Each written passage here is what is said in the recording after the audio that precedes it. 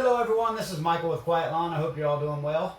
The topic of this video is talking about should we continue to offer mowing beyond 2025. Really this video is me brainstorming on how we can make it work, how we can fix the issues that we have with it, and also asking your feedback, your advice, based on our situation here. So as you know, if you followed us, I've gone back and forth as far as continuing to offer mowing many times. It's not a high margin service for us. And where we are geographically, we don't have a very long season, so it makes it make even less sense. And it just comes with a lot of challenges, especially since we've moved into higher margin services such as pest control and fertilization and weed control that are year-round in our area, so there's no off-season, and they're much higher margin than mowing. But even saying all that, the appeal to me of mowing and why I constantly struggle to get rid of it is, one, it's such an easy sell. It's so much easier to sell mowing than any other service, just because there's so many more people experience that pain point of having tall grass and needing somebody to solve that problem so much more frequently than they do most other problems. So, like seeing bugs for pest control or stuff like that. So, mowing is just a very easy sale. We get tons of leads for mowing, organic leads, and we turn them away. We limit ourselves to one crew this year because we were going to phase it out.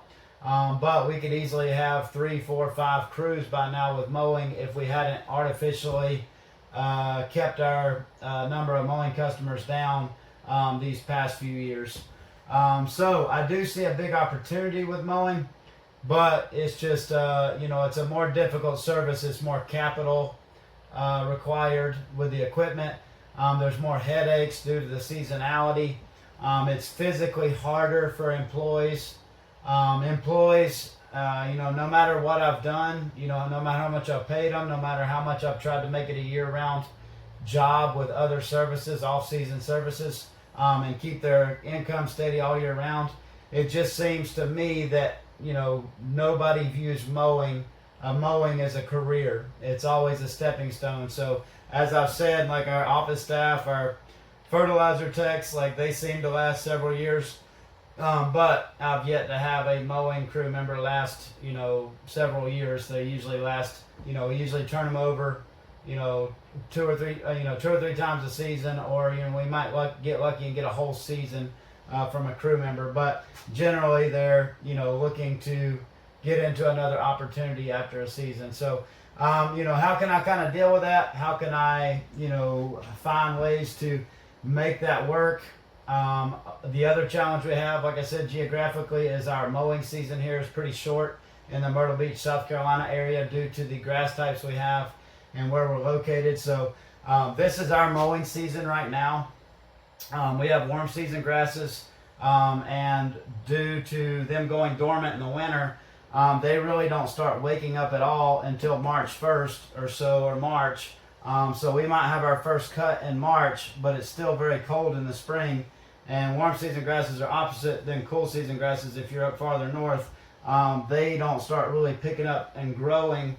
You don't get into the rush with them until it gets above 90 degrees consistently. So from March 1st to about June 1st, we're only cutting bi-weekly, and it really doesn't need it that often, but we have that, we have it scheduled to cut bi-weekly. And then June 1st, we get into high temperatures here, and we cut we don't currently, but you could cut weekly from June until maybe mid-September. And then as soon as we get into September, we start getting some night temperatures down in the 60s, maybe the 50s, and our grass, it just shuts down automatically. Like when it gets that cold, it shuts down, it stops growing, and we're bi-weekly, for another month or so for the season. So the result is, with our bi-weekly cuts, with our customers that we only offer bi-weekly to, we're only able to get like 18 cuts a year, 18 cuts a season on the high side. If we don't offer it, and I'll tell you why in a second, but if we had weekly and we added weekly and we cut weekly during those months where it needs it, that 3.5 months during the summer, we would still only have 25 cuts a year. And probably most of you, get 30, 35, 40 cuts a year. Most of you that cut grass. And just like I said, just where we are geographically, the grass type we have, it's a very short season. So on the high side, we're only able to get 25 cuts a year. So you can see that it makes the numbers a lot harder to make sense, especially if you're getting an extra 10 or 15 cuts a year. That's a huge extra amount of revenue that you're getting from your customers that we're not able to take advantage of. So, this is why I say that mowing in our area is particularly hard, and you don't really see I don't really see any big mowing outfits in our area. I see lots of successful fertilization and weed control businesses, pest control businesses, but you don't see a lot of big mowing outfits in our area. Residential wise, you do see commercial, of course, but they're doing a lot of other stuff as well besides mowing.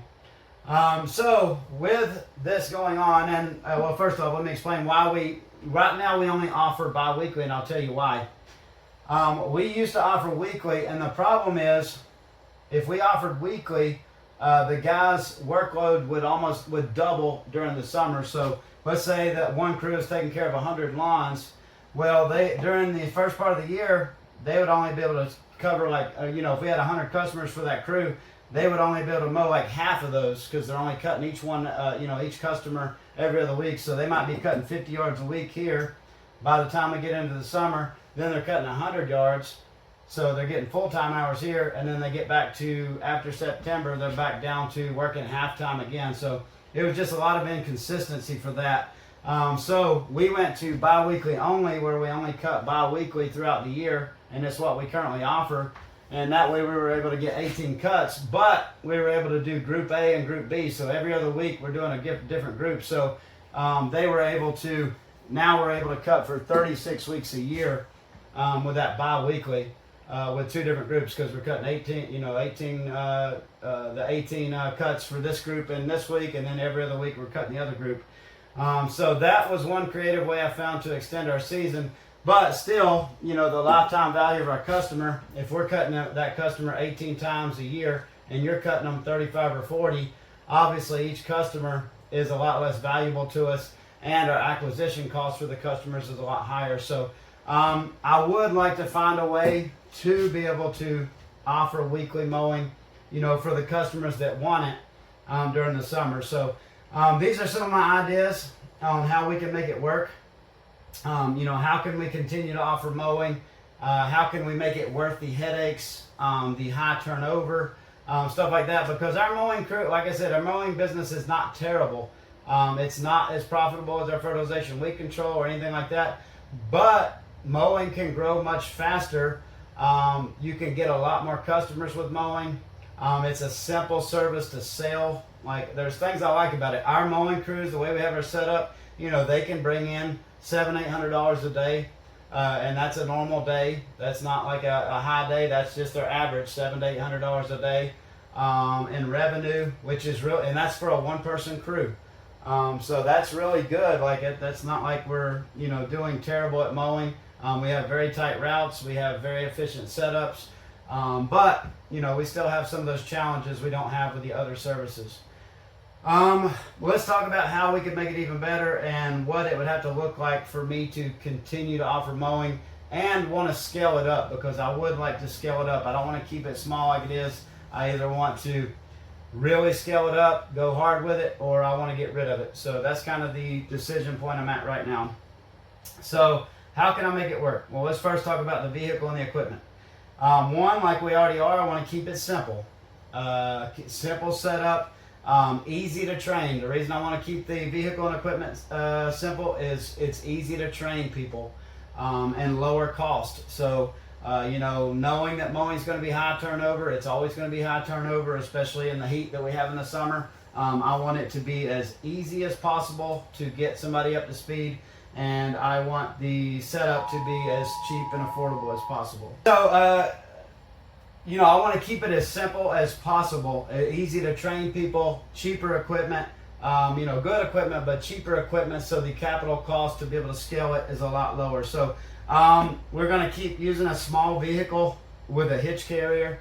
I would like to go back to push mowers like we were with the carrier on the back. If you look at some of my older videos, you can see our Toyota Priuses that we have the little custom hitch carriers on the back that we were carrying. I like that because you don't have a trailer to pull.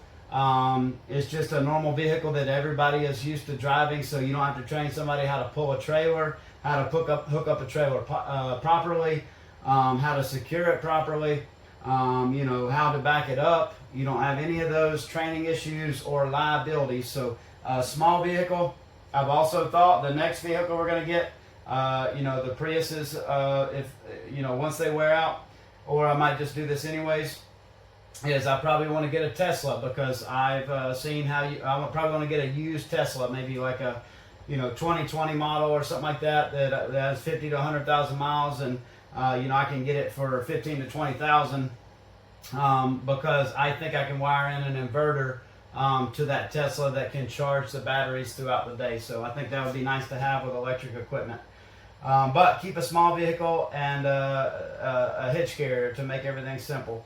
30-inch push mower.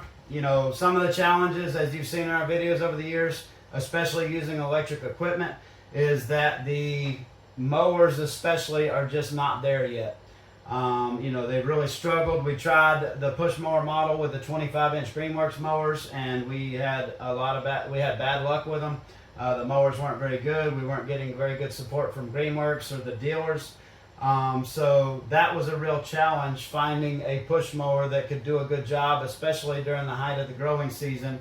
We had some 21s that do okay, but still a 21 is much slower than a 30-inch. So now, over the last few years, that has changed.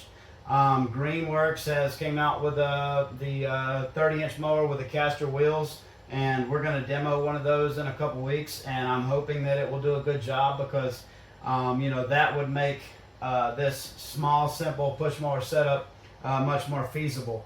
If that doesn't look good, we have rebranded our part of our business to Neon Pest and Lawn, so I'm not opposed to rebranding the Quiet Lawn mowing side under that same brand and using a gas 30-inch mower like the Ferris, I think it's FS15 or whatever, FW15 or whatever their little 30-inch mower is, or the X-Mark with the caster wheels or something like that. But either way, getting a 30-inch mower finally that we've been looking for years, I think that's going to make that much, much, much more efficient than a 21 and much easier on the guys, especially with those caster wheels. As far as labor, so that's the one thing, keeping the equipment and the vehicle simple. Keep it simple, stupid, like my high school, like my high school football coach would have told me. Labor is the other thing. A few years ago, this was part of the challenge. During COVID, it was very hard to hire people, and it continued to be that way all the way up until last year or into this year. You just couldn't find anybody, and people, the quality of people that you could get was not very good at all. So, finding good employees has gotten a lot easier. The economy is taking a turn down. Things are slowing down. A lot of people have been laid off. A lot of that good talent that was busy doing construction, doing all this other stuff, is starting to get freed up. I found it much easier over the last year to hire. So that makes me more likely to want to, to continue the service. We've gotten a lot better at hiring. Ibrahim and our team, they're really good at constantly running ads and always keeping applications ready. So, we have gotten much better at marketing for employees. So, that's one thing on the labor. So I've looked at two options, as far as long-term, how can we make this work, because we have such a short season. One thing I'm seriously considering, and I'd love feedback if you guys are using them, is I'm thinking about using H-2B workers. Getting workers from Central America, Mexico, coming up here to work from March to the end of the year, helping us out with Christmas lights, helping us out with mowing. This is very appealing to me, because they're going to have a really good work ethic. Most of them have experience with this type of work. They're not going to mind push mowing and using the 30-inch mowers. And I don't have to figure out how to keep them busy from January to March or April, like our current issues are when we try to keep employees busy during the off season. Now I can just let them go back to their families. They're going to enjoy that, and then get them back here in the early spring. But the challenges to the H2B program is, one, it's expensive to get them. For the small amount of employees that we need, which would probably be like 2 to start out. It's like I think it's like $5,000 in legal fees or so per employee, and it's not guaranteed. It's a lottery system, so especially starting out the first year, you're not guaranteed. I think if you do it multiple years, I think you moved up higher in the list. But I could go through all this process in the fall, be expecting to get my workers in March or April, and then we lose out on the lottery system to get those workers. So that is the downside to H2B for what we're doing. But that is really appealing to me because I can really see our mowing service working well with H2B workers. The other thing I'm looking at, and this is like during the summer, so with H2B workers, what I would do is I'd bring one in early, or bring some of them in early in March, so that they could start the bi-weekly mowing, and then I'd bring the other half of them in starting in June, so that they could start doing the weekly cuts. That way we don't have much overlap. We can start taking care of weekly and stuff like that. The other possibility is to be able to offer weekly during the summer, offer those 7 extra cuts, is hiring like running 2-man crews just during the summer. So hiring like college kids or high school kids, putting them in the Prius with our H2B worker or whoever's in the Prius, whoever the mowing crew is, so that they can handle that extra workload during the summer, and it kind of gives them a break. And I know that 2-man crews aren't as efficient. I talk about it all the time, but still that would be a benefit, because it would make the job a little bit easier for our guys during the hardest time of the year, and we could accommodate that extra workload without having to add extra crews, or without messing with their keeping their hours consistent throughout the whole season. So that's the things I'm looking at. I'd love your feedback on kind of what your thoughts are. If you have experience with H2B workers, do you have experience with hiring college kids or high school kids during the summer to help out? Do you have experience with the 30-inch Greenworks mower with casters, or another 30-inch mower that you really enjoy that does a good job?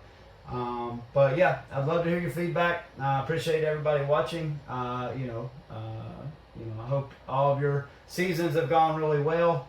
We're getting into Christmas light season. I hope you guys are ready for the off season. I hope you've planned accordingly. I hope some of you are adding some of these off season services like Christmas lights yourself to really help out to get through and be in a strong position for next year. But anyways, leave your comments below. Please don't forget to like and subscribe, and have a great day. Thank you.